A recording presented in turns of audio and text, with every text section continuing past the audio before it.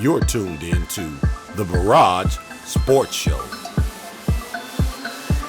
So let's get right into it. Let's go. Let's get some Mama's cooking real quick. We got to talk about Kwame Brown.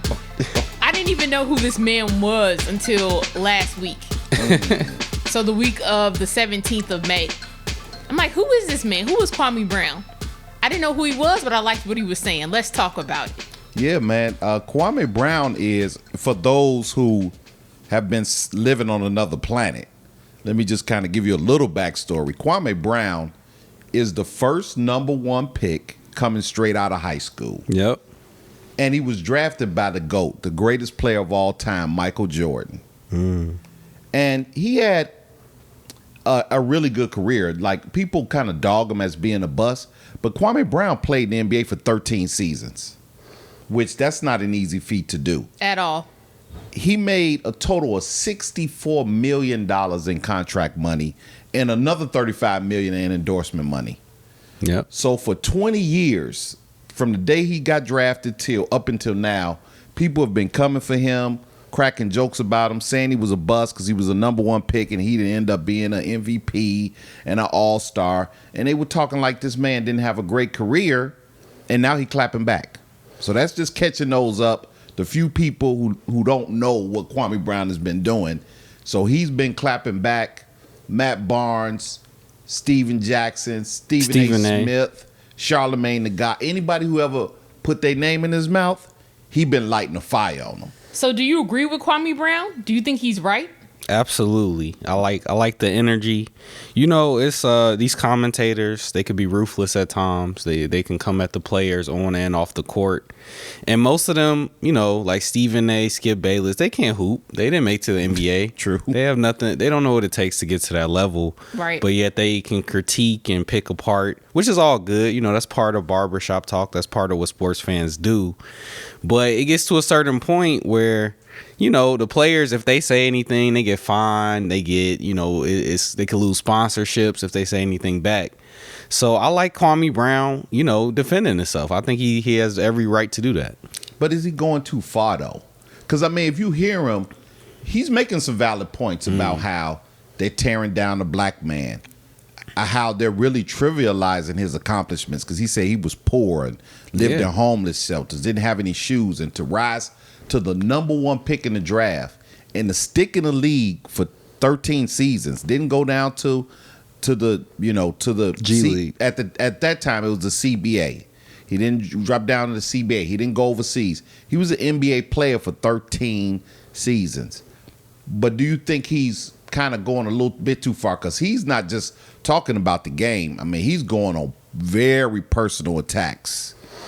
Yeah, I mean, you know, that could be said, but I think, you know, he's been attacked personally as well. You know, people were talking about his family. You know, he's had some, his family has some people that have, you know, been in jail and things like that, and people were kind of trying to throw shade. You know how these commentators are. So, I mean, I think he has every right to say what he has to say. You know, it's only so long. It's been over a decade.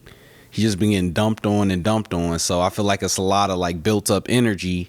And he has a platform. He's going viral, so I think that's fueling it too. Yeah, because now Matt Barnes want to box him. You know, they should set it up on Triller, right? On put him on the Mayweather card with Logan Paul. And dude, he did something that April you could attest to this, because I know you listen to the Breakfast Club every now and then. He made Charlamagne the God apologize. Yeah. He actually made him Donkey of the Day.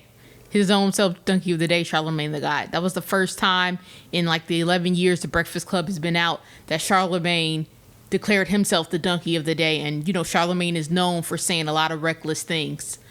But to answer your question, I think Kwame Brown is justified in everything he is saying. He's like, hey, you want to call me a bust, yet he made $64 million over the course of his career in the NBA, 10 seasons. You want to call me a bust, 13 seasons. You want to call me a bum? Hey, and you want to still talk about me 20 years later? Let me cook you real quick. It is what it is. That's that mama's cooking, as he say. You don't know nothing about my mama cooking. Yeah. But But like, okay, but he kind of like, okay, like with Matt Barnes, everybody know about the Derek Fisher thing. His wife, he went there. Charlamagne the God had some allegations of some sexual improprieties. He went there. I mean, he's going on some hard levels. So y'all think that that's justifiable? Because, I mean, as they say back in the old days, those are fighting words. He's spitting some fighting words. Yeah, I think with the Charlamagne situation, I think since Charlamagne brought up some personal things about Kwame Brown's family, some very serious crimes that he, accused his family members of being about and saying how crazy his family was. So I think Kwame Brown was like, okay, you want to air out dirty laundry? I'm going to air out your dirty laundry. Is it petty? Yes. But in terms of like more of the lighthearted stuff with him kind of roasting Matt Barnes, Stephen A. Smith. Stephen A. has been, I saw a YouTube video going back years of just Stephen A. He's on a college campus. He's talking about different things in basketball, and yet he always brings up Kwame Brown. So I just think Kwame Brown, like Shannon Sharp says, hey, he's just defending himself after all of these years. Yeah, because, Stephen A. would just bring him up. The conversation have nothing to do with even basketball. And he would find a way to throw digs at Kwame still. And I think that, you got to look at it for what it is. These guys, these commentators have literally built their careers. I mean, look at, guys like Skip Bayless, Stephen A. They build their careers kind of trashing these players. They make millions of dollars a year to trash these players. And so it's like, they're using him as a stepping stool for their own career. But is Kwame opening up a door for like a new trend? Because, sometimes once the first person like pioneers something and do it, kind of like the Rosa Parks type thing. And don't get me wrong, it was another young lady even before Rosa Parks, but she didn't get the national media attention. Then when Rosa Parks didn't sit on the back of the bus, she got the NAACP and all the civil rights leaders behind her. And it started a new thing. And then after that, Blacks was like, you're never going to treat us like that again. Right. So is he kind of Rosa Parks in this? Are ex-athletes or maybe even current athletes going to start clapping back in a different way now? Like, okay, you want to go there? Well, this is what I got to say. Is this something new? You know what I mean? I think so. It's just fitting of the times that we're in. This is a social media age. Everyone has an opinion. You can see everyone's opinion simultaneously. And for example, Kwame Brown, early last week, he had 50,000 subscribers on YouTube.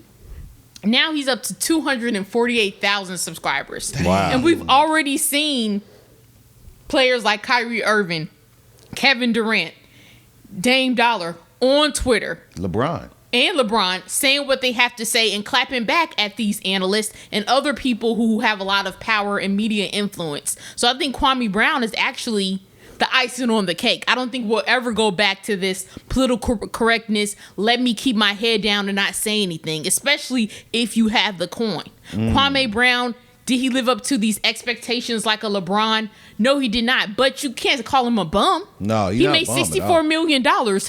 How many players can say they spent 13 seasons in the NBA? How many players can say that they made millions of dollars playing in the NBA? Yep. Mama's cooking. Keep cooking, Kwame, and let other people join. Yeah, and that's all valid points. And yeah, I like this trend. I hope it continues. I think one thing about the internet, it's like it's unrealistic to real life. Stephen A. wouldn't dare say half the stuff he said on TV to Kwame's face. No. Period. If they were 6'11", 280. Baby. Exactly. So it's like you can't just keep talking about me, make your whole career, make millions of dollars, get new shows and deals just talking bad about me, and I can't say anything back. So I respect it. I think he has every right, and I hope the players continue to clap back at these commentators. Yeah. And you know what, man? I just hope this, man, because him and Matt Barnes has to be hot because, like I say, he's talking about the D-Fish stuff and calling him. He's got all sorts of names for him. I'm not going to repeat them because I don't want nobody coming for me. But if you heard Kwame, you kind of hear how he's roasting Matt Barnes about his hair and the way he looks and the situation with his wife, just all sorts of things.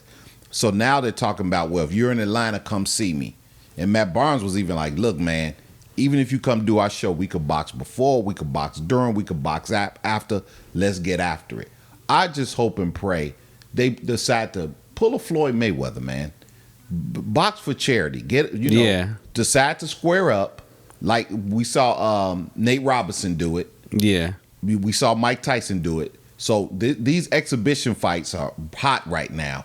I would love to see them on like the undercard of the next Mayweather exhibition fight. Yeah. So you guys could get, if they're gonna box, they could get it off their chest.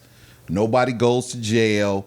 It doesn't escalate, because sometimes when brothers fight in the street, it escalate. Right. The crew, their crews are even more dangerous than the two guys boxing, and it could become a big thing. It could turn into something much nastier. They could get it off their chest, man to man, square up, make some money for charity, and we'd be done with it. No police, nothing like that could get involved. I think that would be great to see them on a Floyd Mayweather exhibition undercard fight. Matt Barnes, Kwame Brown, the first fight of the night, very similar to when Nate Robinson, another hooper, did it. Yep. I agree. And speaking on athletes speaking up for themselves, let's go over to Simone Biles, 4-time gold medalist in the U.S. In the Olympics, known as the GOAT of the Olympics of gymnastics. Simone Biles, the International Gymnastics Federation, they pre-assign scores for the different routines based on the difficulty level. The difficulty of the flips and stuff? Yeah, the difficulty of the skills. Okay. And what the International Federation has decided, because Simone Biles is so dynamic and she's excelling, they have decided to decrease her difficulty scores when she competes. And they're saying that they did that in terms of protecting the safety of other gymnasts, because they are unable to do what she can do out on the floor, and they don't want other gymnasts risking their lives to do these difficult skills that we see Simone Biles do.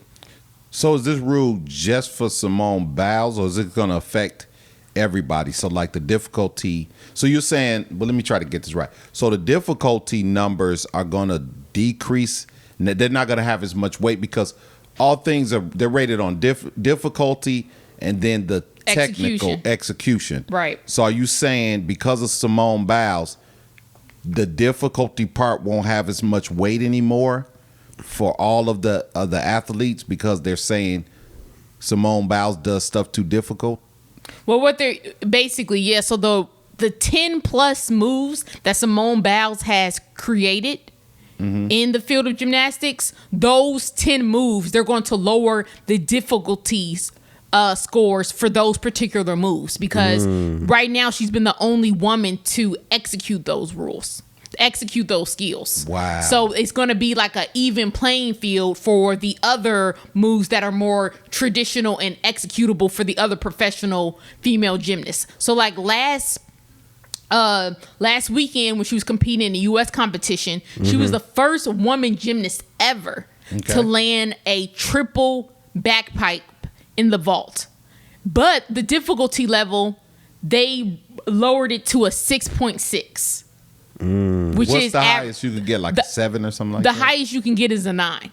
Okay. And remember, she's the first woman to ever land it. So the difficulty has to be higher than a 6. Exactly. Yeah. It should be right. It should be a 9 if she's the first one to ever do it and Right. nobody else ever done it. Wow. So my question is, how will this new rule impact her in the Olympics? Well, forget the Olympics. It's just even. Well, I don't. Maybe I want to say forget the Olympics, but that's just racism. I mean, we got to say it. Yeah. Like, how can you alter a rule? Like, you can't alter a rule to the entire dynamic of your sport because one person is just so good that you dumb it down for her and affect everyone else to give them more of a shot to beat her. Yeah. That just doesn't make any sense. I don't understand that. Yeah, it's like Kareem in college when they banned Duncan. You Yep. know, it's like just because he's better than everybody, in this case, Simone Biles, she's the GOAT. She's just better than everybody. She could do things other women haven't even been able to do. you don't lower the bar. You got to inspire other people to achieve that level too. You know, if they want to have a chance to compete. I think that's extremely unfair. And then, like you said, I think race definitely plays a factor in this. I mean, I highly doubt if Simone Biles was white, they would be changing all these rules. Not at all. But you know, it's unfair. But I think she'll still, in terms of the Olympics, I think she'll still rise through. I think she's still the best athlete on the planet. Best female gymnast of all time, no debate. So I think she'll find a way to push through because that's what great athletes do. But this is extremely unfair, and I'm not sure what can be done about that, though. Yeah, I mean, that's not cool because now if I do one of the most difficult or some of the most difficult flips ever, but my toe don't land as perfect, and then someone else does a scaled down version of a move, but then they land their feet perfectly on the dot, and you telling me they're beating me, and I'm doing a move that no one else in the world. When we talk about Simone Biles, we're talking about moves that no one in the world can do in a sport, and moves that some of the women they've never done. Yep. And you mean to tell me I could walk out of there a loser? Yeah. That's crazy, man. It is crazy. And, you know, like she said, she was quoted, she told NBC Sports, "Am I in a league of my own? Yes. But that doesn't mean you can't credit me for what I'm doing. They keep asking us to do more difficulty and to give more artistry, give more harder skills, so we do, and then they don't credit it. And I don't think that's fair." That's not fair. And Well the way the sports evolve, people always catch up. Right. But you got to see it to be it. Exactly. So you have a Kareem, but now after Kareem, you've had a Shaq and a Patrick Ewing and a David Robinson. You know, people always evolve. You had Babe Ruth. Then after Babe Ruth, you had a Henry Aaron and a Barry Bonds, and my favorite player of all time, Frank Thomas, and all these other great players. Yep. People always evolve. People always catch up. But you have to see it to be it. You have to have those pioneers out there that change everything and take everything to a new level. And it inspires the other people. Don't start dumbing it down. Yeah. Let it elevate and go up. That's one of the things that's made the NBA so great. It every year it seems to elevate higher and higher. Look at Steph Curry. Do you take away the 3-point shot because this dude starts stepping one or two shots past the line and just dropping them? Start doing 3-point shots on the fast break? No. The NBA started evolving. Yeah, that's like making a 2-pointer now. It was like, oh no, only Steph and Dame can shoot from back there, so let's make that 2 points. Yeah, right. Basically. Yeah. And see, she a woman too. I'm gonna throw that in there, and it's not just racism. Yeah, because we've seen probably 3 or 4 of the greatest Olympians ever just coming. You know, in recent years, Michael Phelps. Yep. Was just nobody could even come close to him in swimming. Usain Bolt. Go. Yep. You see what I'm saying? Yep. And because they men, nobody said we're going to change up all the rules and, you know, we got to wear heavier shoes because of Usain Bolt or Michael Phelps. But now because a woman is coming to that level of dominance, and rising the level and becoming the GOAT, and she's black. Now we getting deep now. That's just not right. Right. Man. That's like telling Michael Phelps, hey, you have to wear ankle weights when he was at the prime of his career. Right. When he's swimming. You know, it's just crazy, man. And speaking on crazy, let's talk about the first round playoffs of the NBA.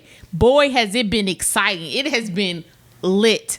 We can let's kick it off with the Clippers. What's going on? 0-2. Yeah, as of this podcast, they've gotten smoked by Dallas. They knocked Dallas out last year. You know, they were kind of barely. You know, but they tried to scrap with Luka. They were being a little overly physical, a little overly celebrating. Cheap shot. And a lot of people think that they tanked to make sure they get Dallas in the first round again. They did a little manipulation. I mean, that's what happens when you try to avoid the Lakers. You know, they end up, you know, they're going to die on the sword, you know, because they tried to avoid the Lakers in the first round, but they can't deal with Luka. And Porzingis is healthy. And you know, the Clippers, was shocking about them. When you look at them, you got Kawhi, you got Paul George, you got Pat Bev. Rondo, Ibaka, all these guys that are known as top tier defenders. But Luka's just, it looks like he's in practice. Yeah. Like it does. they can't do anything with Luka, Tim Hardaway Jr. Oh, he's killing them. Brunson. Everybody's just they're at practice right now. I think their practices are harder than the game. Yeah, that's been true. And you know what, man? They walk around. They almost got a swag like, and I'm talking about the Clippers.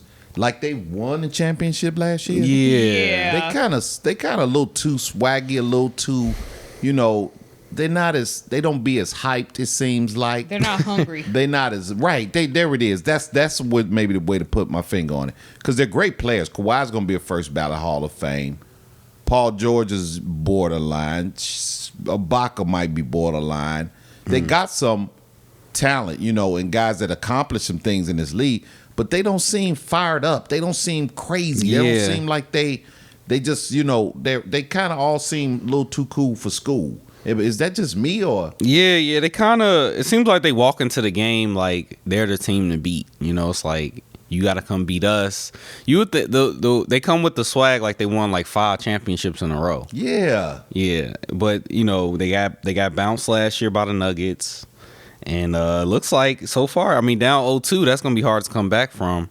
And yeah, it's not looking good. And last year they blamed Doc, and now we clearly see, that wasn't the problem. Yeah, well, they're in a lot of trouble now because Luka's on fire. And like you say, when Porzingis is healthy, they're a much better team because he's the unicorn. The guy's what? Yep. 7'2" or something like that, but he's like mobile. 7'4". 7'4". But he can move. He's not like a stick man. So how sometimes people soil because their owner, man, he really takes care of them. Everybody got big contracts. He's on the sideline cheering. I know the problem with the Clippers. Okay. They're the Clippers. What you expect? They're the other. Wow. They're the other team. I think until they get their own stadium, it's just, it's just a curse. Like you can't. They're not gonna hang a banner in the Staples Center. Like that's the Lakers stadium.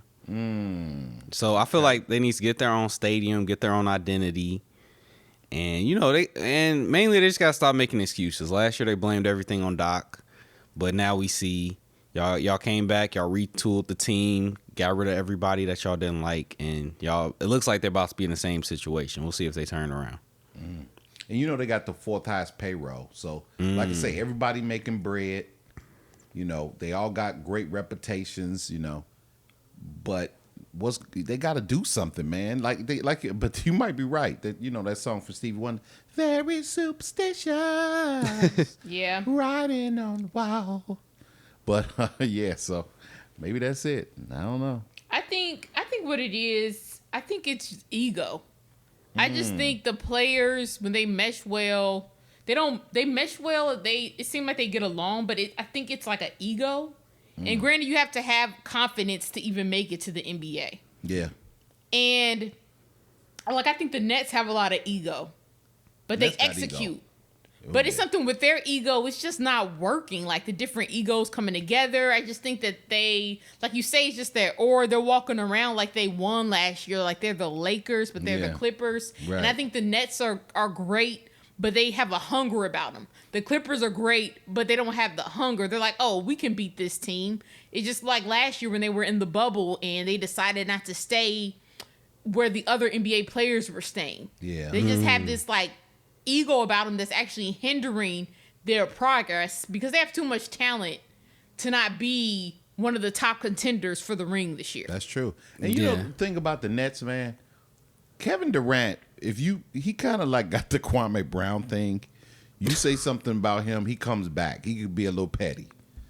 Kyrie Irving has been just different this year. He has a very unique personality, taking games off, disappearing. James Harden has been, especially near the end of the season, been dealing with injuries.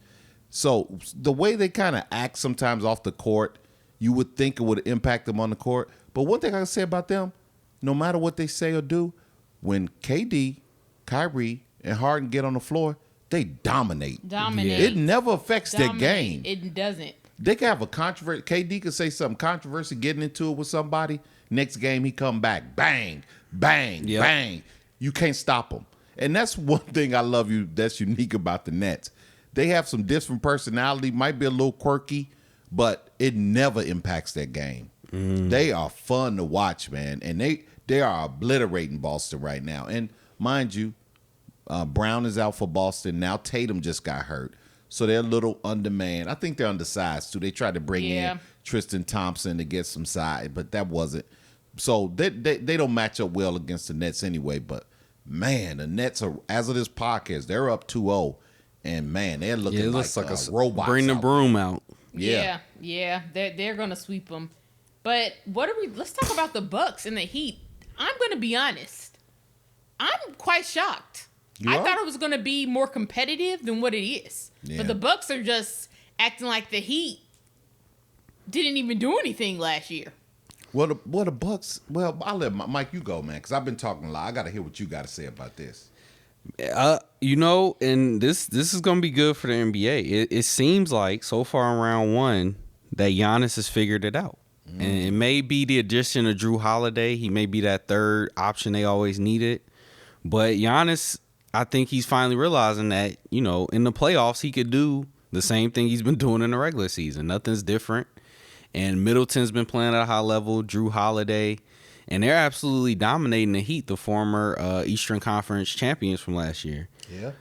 And I think another thing is, too, that we saw in the difference from last year and this year is having the fans back for the playoffs. Yeah.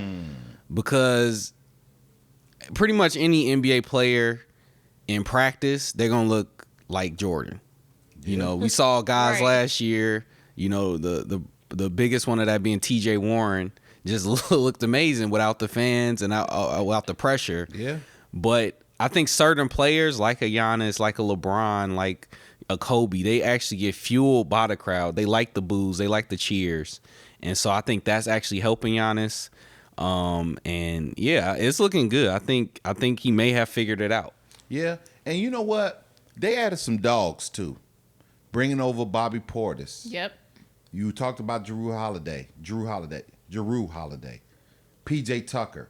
That's something they were kind of missing. Because Giannis and Middleton, and I love Middleton now. To me, everybody was saying, well, they don't know if Middleton could catch up with Giannis to be that second. Oh, yeah. He's here now, man. Yeah. And he's putting people on notice. And it kind of happened in the bubble last year. He turned his game to another level in the bubble last year.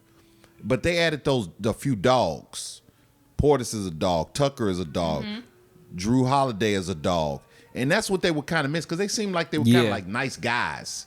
Yeah. Even though they were a great team the last couple of seasons. Now they got a little more dog package in there. They're going to be a team to watch, man.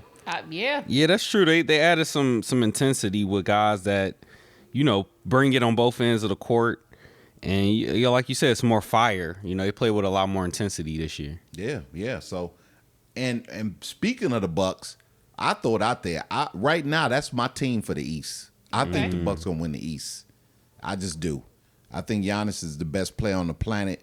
Maybe not, and what I mean, not like LeBron best right now. You got Curry, but I'm just saying in terms of young talent, a skill set we've never really seen before. Yeah. And I think this is their year. I think they're going to the Eastern Conference Finals.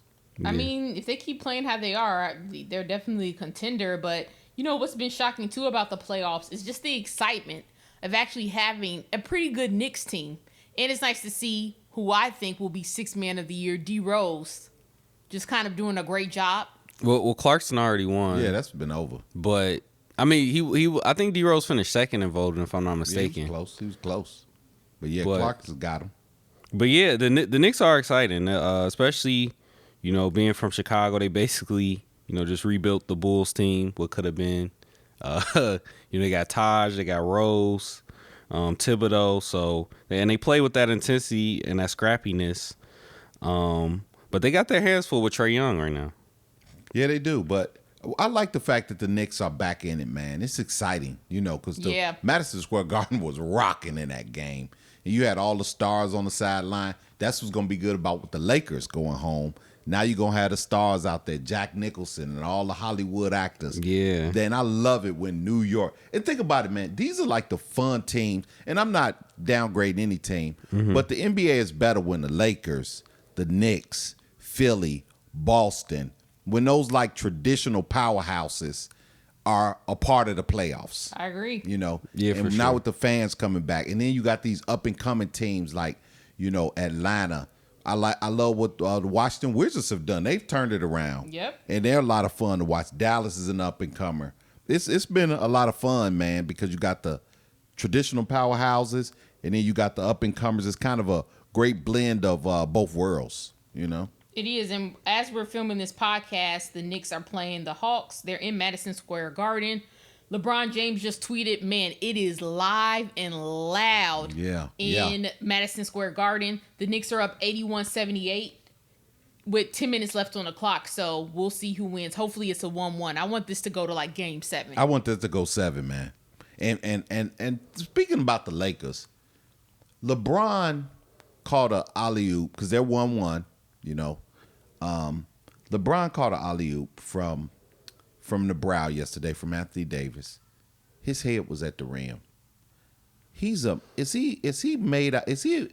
need to check his DNA and see if he's an alien or something. Vibranium. Yeah, Wakanda forever. Because he was just kind of hurt and kind of gimpy at the end of the year. Even he said he don't know if he'll even be healthy again. And then he came back and caught a oop, head over the rim, one hand throwdown. It's crazy, man. Like, this guy's... you can't hate on LeBron. Even if you don't like LeBron, just give a man credit. We've never seen a player like this. Yeah. And, I think this is what champions do. Now, I do think LeBron tweaked his ankle, but I think he took a nice vacation, got his body right before the playoffs. I think same thing with AD. He was really hurt, but... it's no point in rushing back. They knew they were going to make the playoffs, and they knew they had the confidence to feel like they could beat whoever was in the first round. Because now you see like the Suns, right? They play great in the regular season. You get a top seed, but now Chris Paul gets hurt. Yeah, again. And he seems to always kind of get hurt right when his team needs him the most in the playoffs. It's kind of been a trend in his career. And hopefully he can come back and make this series a little bit more competitive because right now the Lakers are on an up and up. LeBron seems to be getting healthy. AD is getting healthy, and they're all kind of figuring it out, it seems like. Yeah, I agree. But we just got to give LeBron credit. He's in his 18th season, man. Yeah, and still the best player in the league. And just, For man, sure. just to have a bunny hops like that alone just makes him... In my opinion, I call him the GOAT 2.0. And he even referenced himself like that he's like the second GOAT. I call him second GOAT or GOAT 2.0. I honestly believe he's right there with Michael Jordan because we just never seen anybody like that. He's been in the playoffs 15 seasons. Well, so let me ask you this.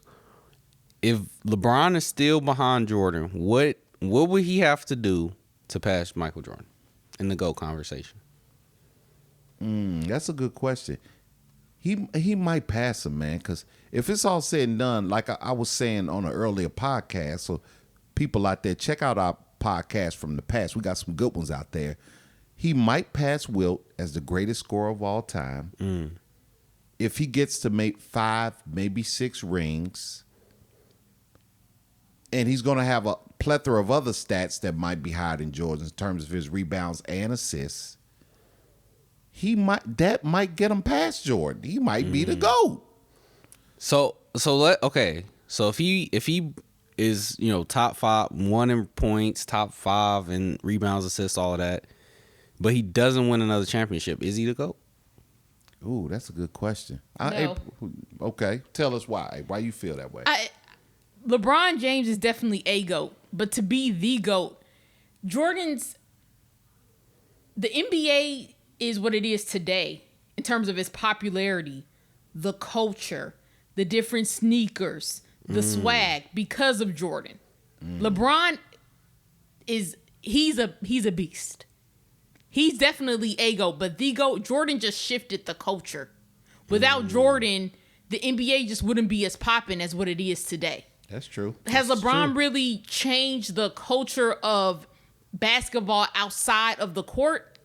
No, not really. He's just kind of doing what Jordan did in terms of like Space Jam. His shoes aren't as popping as Jordan. Like, people are still buying Jordans. They're selling out same day, and Jordan hasn't touched a basketball in years. So that's why I say he can't be the GOAT, because Jordan's legacy lives on past him ever been playing, professionally. And I think once LeBron retires, I don't think he'll have that same cultural impacts outside of the court. Yeah, and that's true, because I always say I think Jordan is the GOAT because what man could have? First of all, he's the first ex-player to be a majority owner of a team. Other players have bought pieces of a team. Shaq, Magic, a few other players have bought pieces of a team, but he's the first majority owner of a team, ex-player. Okay, then you think about this. Now he has his team, the Charlotte Hornets. Of course, they wear all Jordan gear. Yeah. But when visiting teams come, you have players on the other team, some that are signed to his brand, wearing his gear. Then you have a bunch of other players who aren't even signed to his brand wearing his gear. And then you have other professional athletes in other sports wearing his gear. Yeah, that's true. I don't think LeBron's going to have that. I think LeBron is making an impact within himself. He's definitely a GOAT, and I think he's definitely more like politically involved and socially involved and like things outside of the NBA. So he's definitely going to have like an impact on this world. But in terms of like sports, Jordan is, who can top that? Can we Google something? Who do you think? Let's see if this will come up. Can you guys Google? Who do you think have sold more shoes? Chuck Taylor, because those are the classic Converse, and those things have been selling like hotcakes for, I don't even know when Chuck Taylor's first came out. Yeah. Or Air Jordans. Okay, I'll look it up. And that's a good one, right? Yeah, that's a good one. Yeah, that's true. That's true, because Chuck Taylor's definitely have more time, but it's been so many Jordan re-releases and they sell out every time. So yeah, I wonder how those numbers play out overall. People forget Chuck Taylor's people talk about the Jordans, but the first Jordans really was Chuck Taylor, and those things are still selling now. And then they kind of had the impact of Jordan, like how people, it don't matter what they were doing, they wore Jordans. People start wearing Chuck Taylors more than just basketball, for skateboarding and walking around, and it's the same thing. So I wonder who sold the most shoes. I wonder if we could find that, y'all. Throw it out there to our listeners. So, according to Google, they're 1 and 2. The Chuck Taylors and the classic, the Air Jordan 1s are number 1 though. Wow. Oh, top selling shoes all time, huh? Yep. Yeah. I'm looking at a list here. Jordan has 1, 2, 3, 4, 5. Like, he has like 7 or 8 on the top list of shoe types. But Chuck Taylor's right. I told you, man, people forget about the power of them old Chucks, boy. Yeah, he got the 1s, the 9s, the 7s, the 3s, the 5s, the 4s. Wow. And the list goes on. Yeah. Because when I was young, we wore Chuck Taylors. That's yeah. And I was kind of that age when everybody started transitioning to leather shoes, because we were kind of some cloth, some leather, and then once I started getting a little bit older in high school, then everything was just leather. But maybe my brother, because my brother's older than me, he looks older than me, and he is older than me. He wore canvas shoes. You know what I'm saying? Yeah. He from that old school era. And then we start wearing the leather shoes, Yeah, so this is going to be a great playoffs. The Wizards, they lost today against the 76ers. And unfortunately, Westbrook twisted his ankle in the fourth. They actually had to eject a fan because as he was walking out, you're already mad because you're losing. Then you twist your ankle. You really can't walk by yourself. A fan decided to pour popcorn on his head. Wow. And Westbrook, Eye of the Tiger, he wanted to go up there and box the guy. Yeah, that they Westbrook restrained him, and they had to eject the player. So hopefully another fan will try to do that because it is a pandemic. First of all, it's gross anyway, but then it's a pandemic. That's a good You throwing point. popcorn at me? Yeah. Cook them. Mama's cooking. Mama's cooking. And out of all the players, Westbrook is probably the last player you want to do that to. I feel like he would actually find this guy and pull up for on sure. him. He got the scariest face, mad face in the game. He dude. does. He do the mad face, you'd be like, this dude crazy. Yeah, that wasn't smart on that fan. Hope he's okay. Not at all. And if the Wizards, if they somehow come back and win this series, blame it on that fan. Blame it on that fan. He lit a fire. And Westbrook should call Kwame Brown and say, hey, man, I'm still playing. I don't want to get fined. I need you to give me some Mama's cooking on that fan. Right. Light this fan up for me. I'm going to get his name for you so you can light him up. Exactly. Yeah. Yeah, so thanks for the podcast. This has been great. Anything else? I'm good, man. It's been a real good podcast. I'm so glad we back, man. To all our fans out there, all the people who love the podcast. Season we call 2. you winners, all our winners. We're on all social media, all platforms. Give us some comments, chime in, share it. Let's get the subscribers up, man, because we love doing this. We know that you love sports. We love sports. That's why we do it. We had a whole lot of fun. Yep. And welcome back. It's season 2. Took a hiatus and we're back right in time for the playoffs. And we'll be keep tuning in all the way through the NBA Finals. Yeah, we're gonna be live and popping during the Olympics too. We talked about that. We looking forward. We're gonna have some good Olympic coverage. We're gonna have some fun. Team USA. I love the Summer Olympics. Me too. I love the summer. But you know what? Real quick before we go, their COVID levels are high. Japan. So they're saying they might. I don't know if we're going, because it's kind of a thing. So the Olympic committees for the USA, hey, we're gonna be there, but their COVID things are kind of high, so people don't know if they're gonna, Yeah, that'd be interesting. Hopefully the COVID rates go down in Japan. Hopefully as it warms up, that will kind of help. And I know that there have been a travel advisory for fans. US is not recommending that people go to the Olympics, so hopefully they can have it to where kind of like how they were down in Florida, the bubble, and I think that they'll be able to execute that properly because the Olympics, it needs to happen, and it's just a good time. Okay, sounds good. Well, shout out to my brother, man. I teased him a little bit today, man. He know I love him. We just having fun. He's one of the guys who love our show. But yeah, so Mike B, you got anything else? that's it. That's it. So hey, that's our podcast. Hit us up. Subscribe, share, hit us up in the comments. Hope you have a good time. And as we always do, Mike BURR, drop the beat.